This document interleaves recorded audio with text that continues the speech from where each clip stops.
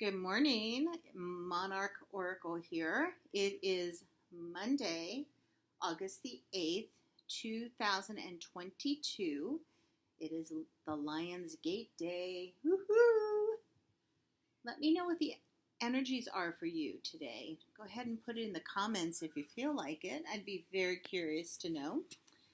Anyway, today we are using the Goddess Oracle by Colette Baron Reid, and the I know it's Tasha Silver. I forget what the deck is. The Divine Abundance deck. There we go. All right, here we go. Close your eyes. Let's get started. Close your eyes. Clear your mind of the clutter, of the inner chatter, the inner noise.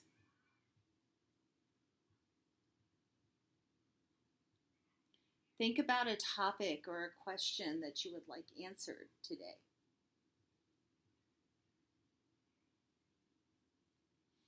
And when you're ready, go ahead and open up your eyes and then choose from one of the three piles. So we have Amethyst, we have the Selenite Heart, and we have the Celestite Geode. Have you chosen your pile? Good, let's get started. All right, if you chose the Amethyst, oops, sorry. I was afraid that was going to happen. Yeah, and it kind of did. All right. If you chose the Amethyst, your goddess today is Isis, transformation. She's the goddess, one of the primordial goddesses in mythology. She travels to the underworld quite a bit. She is considered the Divine Mother, or one of the three aspects of the Divine Mother, Maiden, Mother, and Crone. She is Mother, the Mother aspect, and a very, very powerful, sensual goddess, and the goddess of transformation. So that's the energy. And it's interesting because you have the card of delusion, and it says, intention without surrender can be a fast path to delusion. Delusion is a very Buddhist thing. That's how I learned about delusion. We are constantly deluding ourselves about our actions in Buddhist tradition. It is very easy. Delusion and illusion are very similar in Buddhism. But delusion is when we kind of just lie to ourselves. Like we say that we're one thing, but really we're another. And sometimes it's not our fault. And it's not like you're considered a bad person if you're in delusion, at least in Buddhism. It just means that you're not enlightened. You haven't quieted your mind enough to realize what the true reality is. And Isis is she's very real. She keeps it on the real. So it's really interesting that she is coming up for you today, Amethyst pile. So think about where you kind of delude yourself in your life. We all do it, like I said, there's nothing, don't blame yourself. There's nothing wrong about it. It's just we all do it. And the challenge is just to recognize where we are doing it and to see what the truth really is. So that's your challenge for today, Amethyst pile. This is a very powerful day, so if you want to break through delusion, this is probably the day to do it. Okay? Alrighty. That is your reading. I'm reaching down because I dropped my selenite heart when I almost dropped my camera. So let's put it back. There it is. Oops. There it is. The goddess for the selenite group is Hera, another really old goddess. She's Roman, and another divine mother. And the oracle card is grief. I'm going to hold it up because apparently I can't read from far away. Tears are what happens when the ice in the heart melts. Very powerful.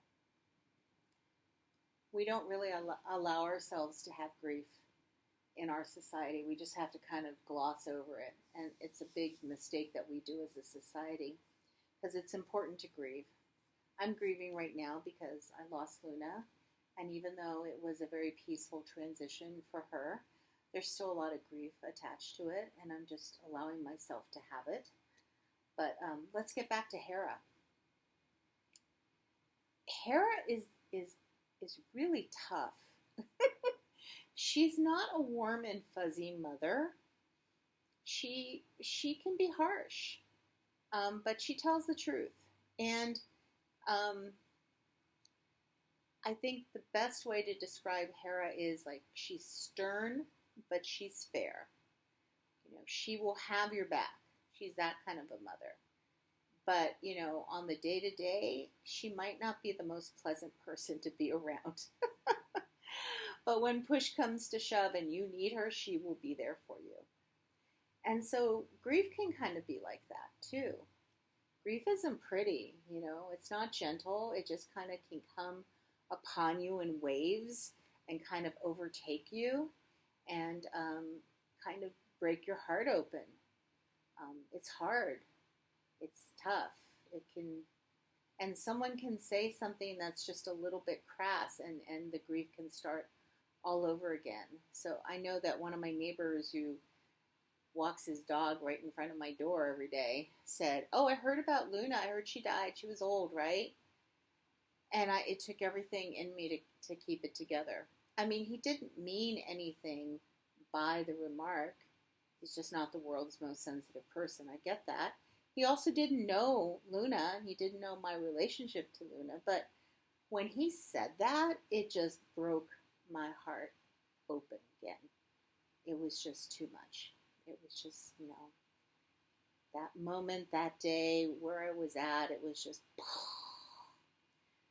So that's Hera. Hera can say things like that.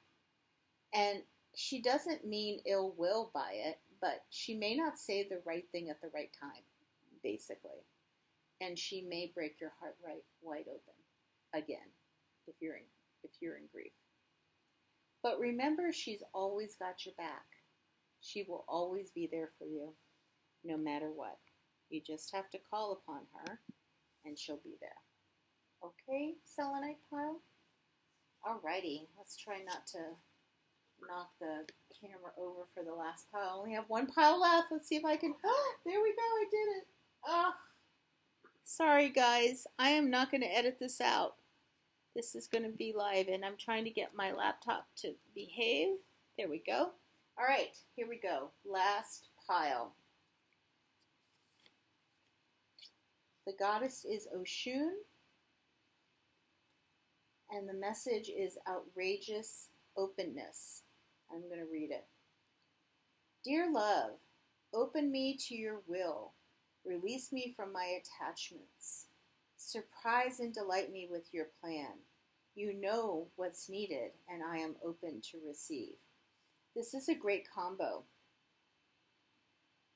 because Oshun is the seductress. She's the goddess of the waters. She's an African goddess, Yoruba, I believe. And she's just very sensual and very seductive.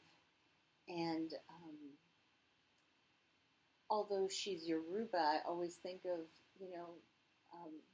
her like living in the Caribbean and, wearing like some sort of a sarong or dashiki type thing. I know I'm completely butchering the cultures. And she just kind of saunters around. She's very thick, just a big, beautiful woman. And, and she is just kind of able to seduce anyone. And I don't mean in a sexual way. She's just so sensual. She can kind of get you to do her bidding at any point in time, and you'll willingly do it.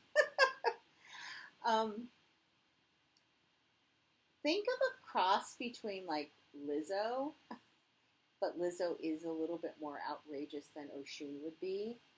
And then like, I'm just Trying to think of somebody else that would be much more sensual. Um, I can't think of anyone else that is like very well known. Ah, an Erica Badu. Actually, Erica Badu is Oshun energy. She really is. Um, so there you go. Perfect. The adjacent card is outrageous openness. Sometimes the bravest thing that we can do is to be fully transparent with our feelings, with our thoughts, with our ideas. Um, and it's something that this society really has a hard time with, being open and honest. Have you noticed that, everyone kind of glosses over their lives? Oh, yeah, I'm fine. It's going well. It is what it is. They really can't be real because our society does not accept that as a response. Um, but this card is really challenging us to be that open and that transparent with others. And the funny thing is, Oshun is. She really is. Think of Erica Badu. She says some pretty outrageous things, Erica Badu. But she says it in such a sultry, sensual way that you kind of listen. It takes you a few minutes to register what she's actually said if it's truly outrageous. Um, so that's the energy for you today, Celestite Kyle.